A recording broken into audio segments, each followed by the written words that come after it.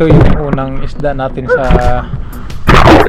umaga mga katropa. Walang tayo dito, walang record sa pagkuha ng actual pagpana ng video kasi hindi ko na naon yung camera, gawa ng pabilisan kasi ito biglang dumaan sa lalo, kaya pinana ko agad dahil mahirap pag kalayo pa itong isda dahil medyo may kailapan din at napakalaki itong mga katropa.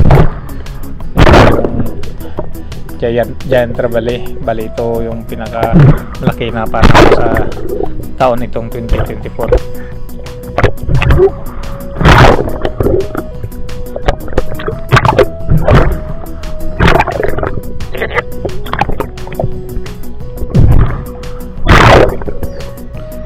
Secured ko agad ito para ilagay sa bangka, gawa ng mahirap magdala ng isda at ilagay sa ating baywang dahil mahirap na yung tinatawag na tax collector kasi minsan may maligid na pating at instead na isda yung ma-atakayin nila ay baka pati tayo madamay kasi medyo may kalikayan na mga pating dito mga tropa, kaya safety first lagi para iwas disgrasya.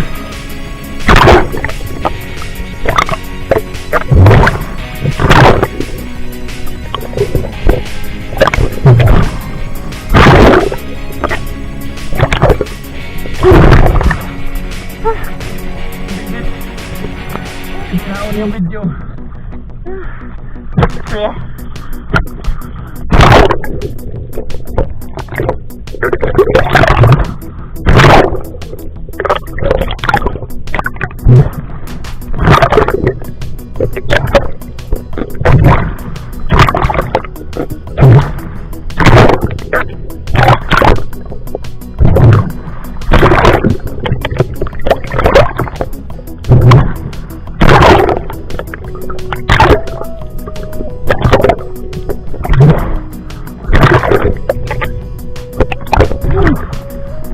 Karon. Lakas na karon. Lihat.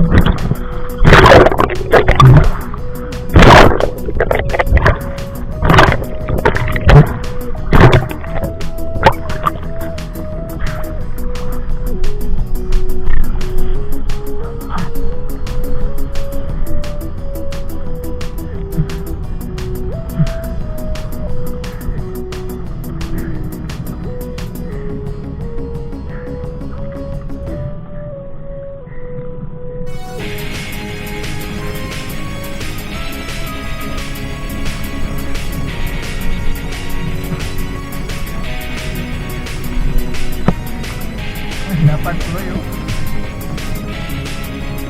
Dapat tuloy.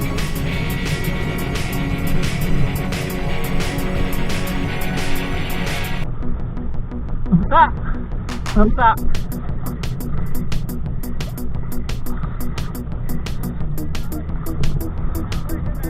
Kalang! Lubid! Lubid! Lubid! Lubid! Lubid! Yeah! Lubid!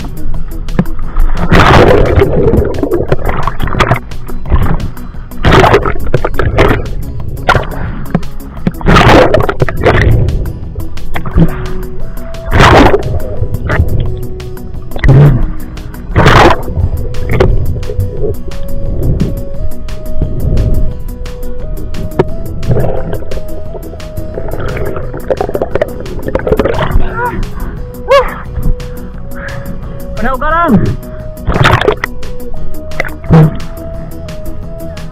Panaw ka!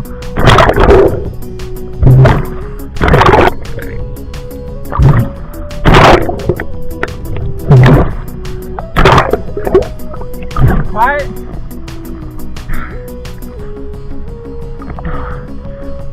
Sigar! Sisilog!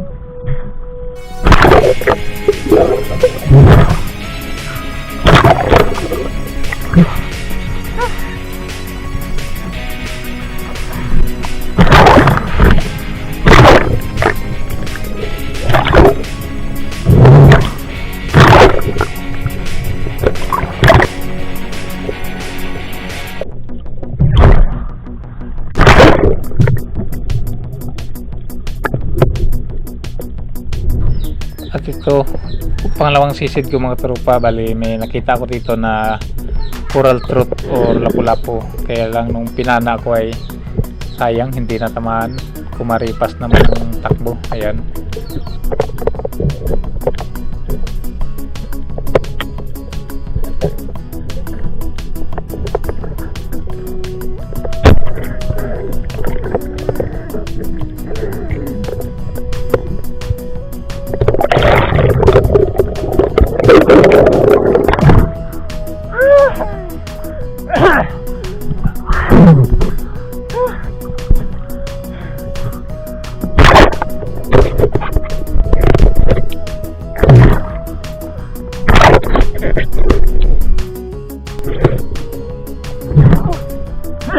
Grabe sulit mo. Double slip.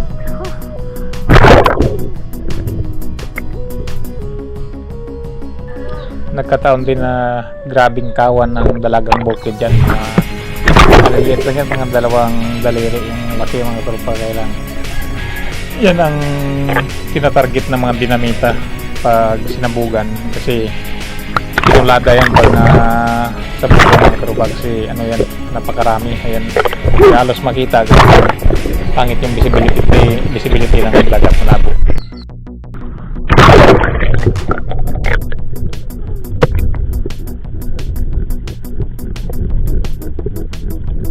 At ito yung pangatlong sisid natin mga tropa, isang grupo ng rainbow runner, napakailap. Kaya ginawa ko dyan, pinipiskol ko sila sa guma, sa rubber ng ating pana. Kaya tayo nakapagkaswa ng napakailap sa kalakihan. Sana yung mga tropa, kaya lang sa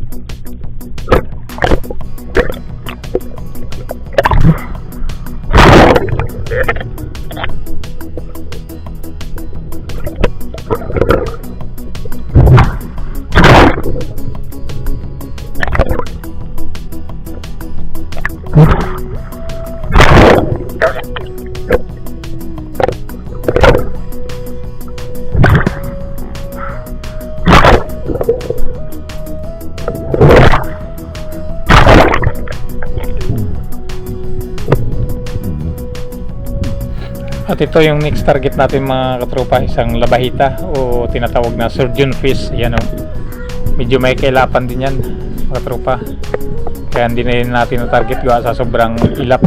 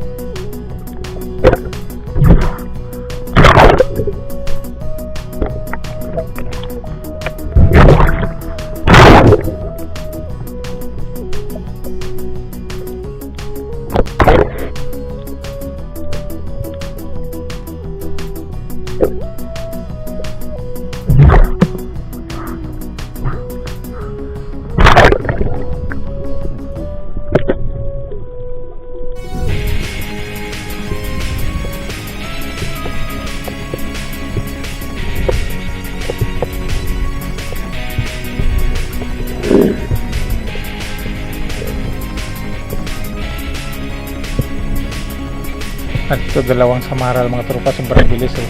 Hindi na tamaan kasi hindi na meet yung tamang distance, kaya sayang talaga.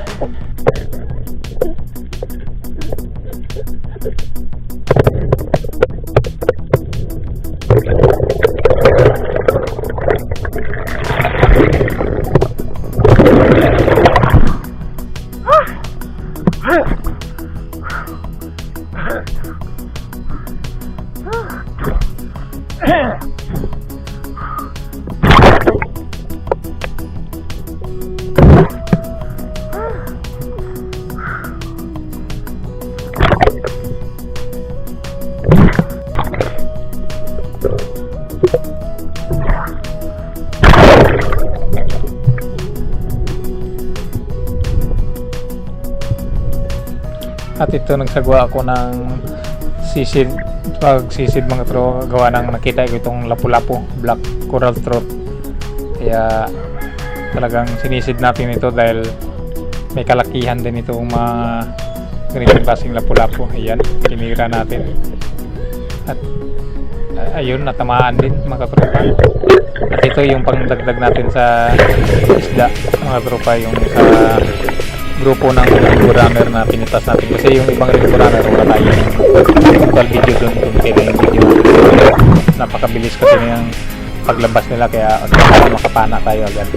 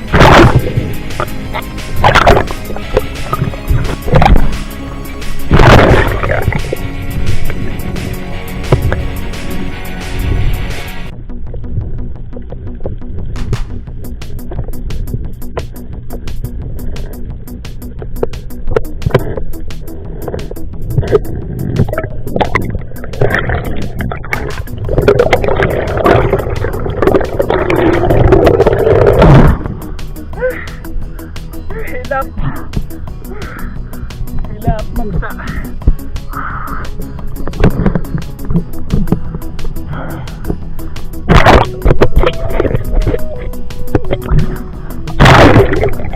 At ito, Rainbow Runner, nag-iisa, kaya pinitas na natin itong mga tropa yan at natamaan. Saka sentido talaga yung tama niya mga tropa. May kalakihan ito, umabot ito ng 1 kilo yung ganito ng Rainbow Runner, kasi pag malalaki kasi lumalabas yan 2, 3, 1 yan, ito yung malalaking Rainbow Runner. Pero pag mga kalating kilo ay maliliit lang yun. Grupo yun sila pag lumabas, grupo.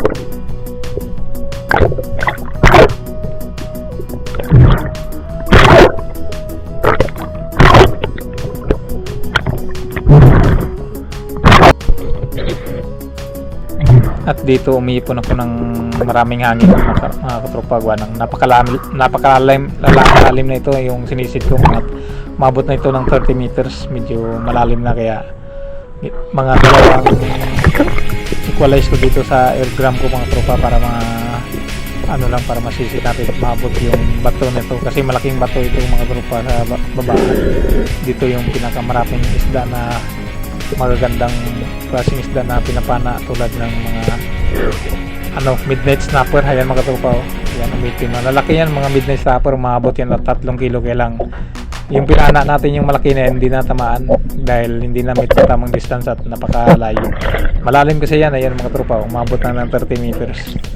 Kaya dali ako umakyat dyan kasi talagang mapuputol na yung hininga ko dyan at napakadelikado dahil nag-iisa lang tayo. Kaya pag ganitong lalim kasi is dapat safety first lagi mga katropa.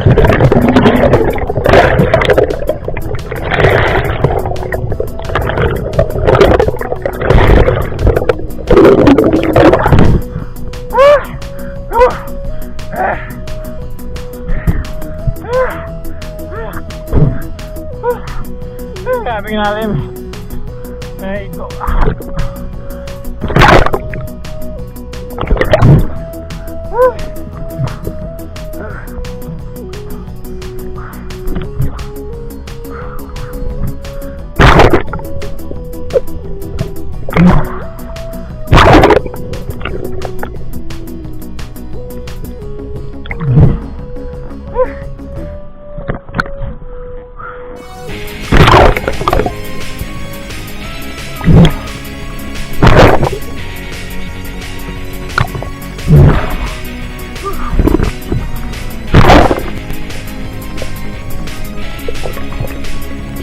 At dito nakasagawa tayo ng another sisid.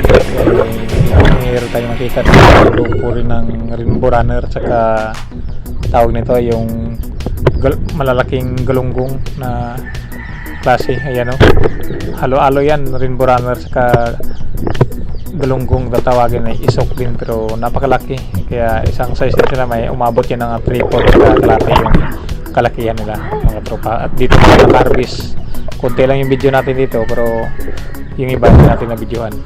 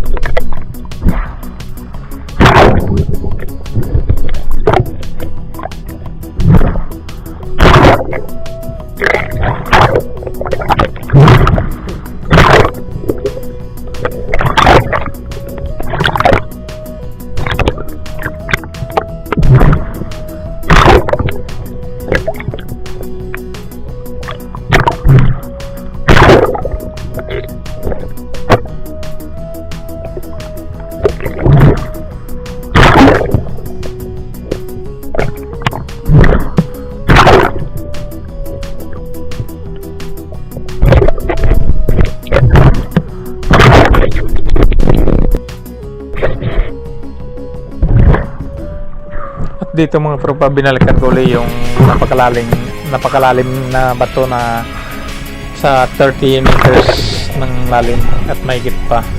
Ito, ayan, yung bato na yan mga tropa kasi napakaraming isda. Kaya ito yung last ko na sisid, pangalawang sisid ko, binalikan ko muna ito. Kung nagbaka sakali ko dito mga tropa, kung makapana ba tayo ng midnight snapper, yan o, lalaki. Nakapana naman tayo dyan ng isa, kaya lang nakawala naman mga tropa. gawa ng hindi na asintado yung pagtama. Yan, may kalakihan din nga mga ganyang klaseng isda.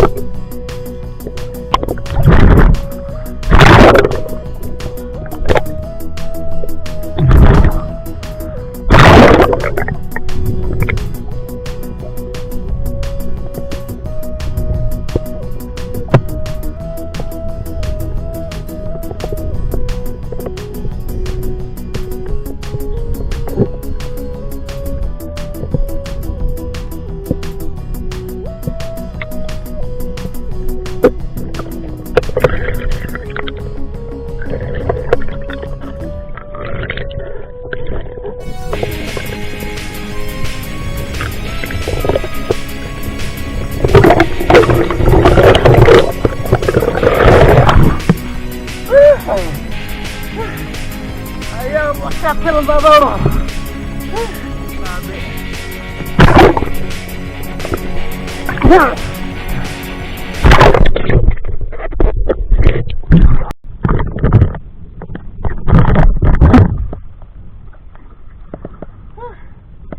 Sabi yung mga tropa. Amihan. Malakas ang amihan. Uwin tayo. Siguro mga 11 or 12 na to mga katropa. Grabe. So harvest tayo ngayon mga katropa. Doon tayo sa Matthew Trooper na nawala kahapon, pero ngayon harvest tayo ng ano, tawag nito yung Rainbow Runner. Makarami tayo. Bibilangin natin to. Ilan lahat? Isa. Lalaki oh. May 1 kilo niya sa 2, 3, 4, 5,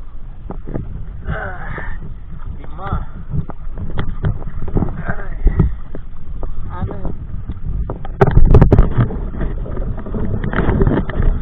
ayan mga tropa.